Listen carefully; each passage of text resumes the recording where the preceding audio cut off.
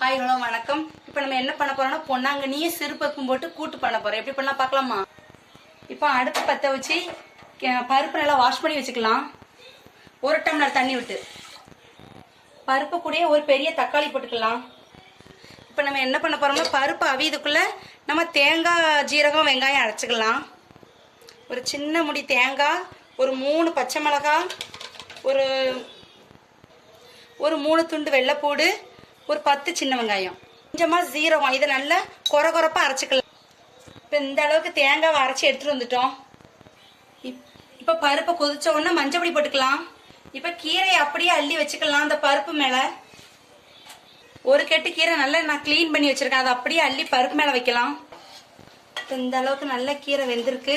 கரெக்டான பதத்தில் கூட நம்ம அரைச்சி வச்ச தேங்காய் விழுத சேர்த்துக்கலாம். தேங்காய் போட்டு நல்லா கிண்டி விட்டுக்கலாம். தேவையான அளவு உப்பு சேர்த்துக்கலாம். இப்போ இந்த ஸ்டேஜ் ஆகணும்னு தாளிச்சுக்கலாம். இப்போ தாளிக்கிறதுக்கு பாத்திரம் வச்சுக்கலாம். ஒரு ஸ்பூன் எண்ணெய் விட்டுக்கலாம். எண்ணெய் சூடனோட கடுகு போட்டுக்கலாம். வெங்காயம் போட்டுக்கலாம். பக்கத்து கருவேப்பிலை போட்டுக்கலாம். ஃபைனலாக ஒரு பிஞ்சு காயப்பொடி போட்டுக்கலாம். இப்போ ஸ்டவ் ஆஃப் பண்ணி பருப்புல ஊற்றிக்கலாம்.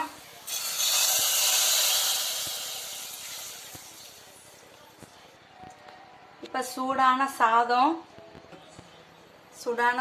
அது மேலே நல்லா பொன்னாங்கண்ணி பருப்பு போட்டு கூட்டு, டேஸ்டான கலர் அப்பளம். பிடிச்சிருந்தா லைக் பண்ணுங்க, ஷேர் பண்ணுங்க, கமெண்ட் பண்ணுங்க, சப்ஸ்கிரைப் பண்ணுங்க.